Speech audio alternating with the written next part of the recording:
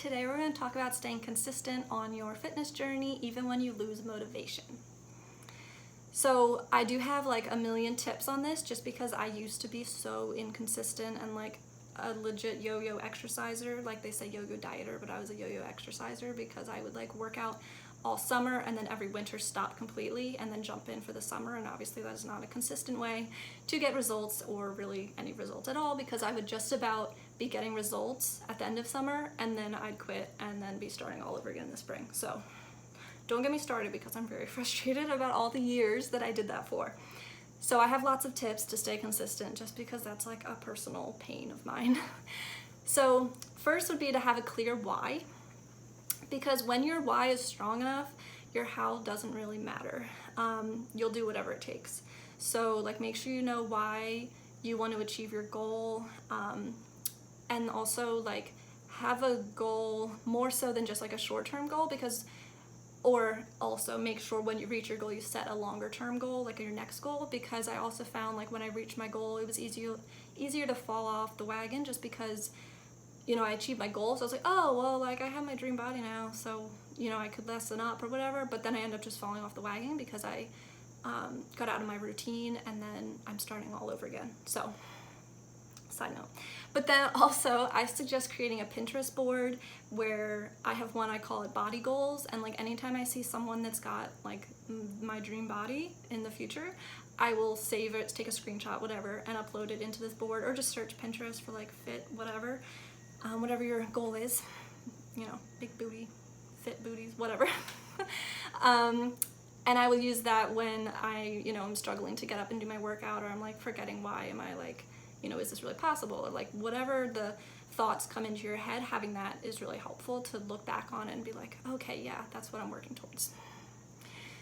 I have to speed this up because I have so many reasons, and that was just one. So the second one would be to set expectations. So figure out exactly what you're willing to do and capable of sticking with. So like ask yourself how often you can realistically work out and for how long, because you don't want to, you know, start something but then drop off just because you weren't able to work out 5 times a week or something. You don't have to work out 5 times a week if that doesn't work with your schedule. Sorry if I talk fast, but I'm a fast talker, so. The third one would be doing what you love, because if you do what you love, it doesn't really feel like working out, at least not most days. 4 would be to schedule your workouts. If you just wait to see when you can fit a workout in, chances are it'll never happen because like just stuff comes up, and if it's not scheduled, and also like you have to stick to it too, like it's a date with yourself, you have to commit to that and show up for it. Make sure, so yeah, put them in your planner, stick to it. As a bonus, I will also like immediately after my workout, especially back when I was starting trying to get more consistent, I would immediately after my workout go to my planner and like circle it, highlight it, like check mark, smiley face, stars, like all the things to make it, because like I love checking off boxes and like my to-do list and stuff, so that's something that I found really helps me, like it gives me enjoyment, or like it's what I enjoy to do, so enjoy doing. So that's, you know, find what makes like brings you joy as a way to like reward yourself after your workout, that, you know, can be as simple as just like checking off like, yes, I did it today and I'm proud of myself. Like take a second to be like, yes, I did that. 5 would be put on workout clothes when you get up if possible. I know some people like maybe you work and then you know can't wear your workout clothes to work, but it might sound insignificant, but it actually really helps, especially like I feel like it's especially in the winter when like I'm not wearing my workout clothes, it's like, oh, I have to go put on my workout clothes.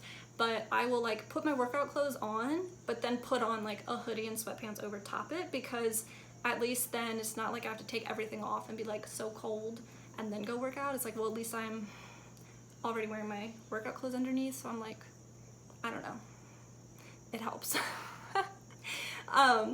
And like, oh, what was the other thing I was gonna say about that? Oh, I forget, whatever. It just helps. Okay, and then the 6th thing, sorry, we're on 6 now, is set the mood with your favorite playlist and pre-workout. So pre-workout's like caffeine that you take, almost like coffee, but it's usually like fruity or something, and just mix it with water and gives you a little burst of caffeine to get you through your workout, really helps. But then also jamming to music, like I have so many playlists of favorite songs.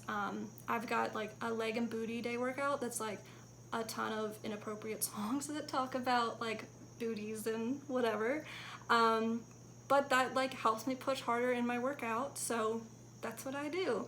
And you know, maybe you make just like a playlist that's just all of your favorite songs. I've got like my jams playlist I listen to sometimes. But super helps, that and pre-workout, highly recommend. And then 7 would be to, well, not 2, but slow and steady wins the race. So it takes 3 weeks to lose muscle mass. So if you don't work out for a day or 2 or 3 or a week or even 2 weeks, it's okay. Just jump back in. You did not lose that much progress. Like, you might still be where you were. You won't obviously have progressed because you weren't working out, but that's okay, because at least you're not going to end up taking 3 months off and losing all the progress that you were just working hard to do. So just jump back in when you can and continue. Okay, number 8 is to find accountability. Find a way to hold yourself accountable outside of just yourself. It's so much harder to not show up when you have people holding you accountable. I was trying to decide if it was harder or easier depending on what I was trying to say, but they will help hold you accountable so that it's harder to just give up and be like, no, I'm tired today, I'm not going to. Not that I know what that's like, but I used to do that all the time. So anyway, yeah, ask yourself how much support you need, and then who can provide that level of support. Like, maybe it's just a friend, maybe it's social media, maybe it's a coach, maybe it's a tracking app. Like, find whatever works for you and is going to give you what you need depending on where you're at.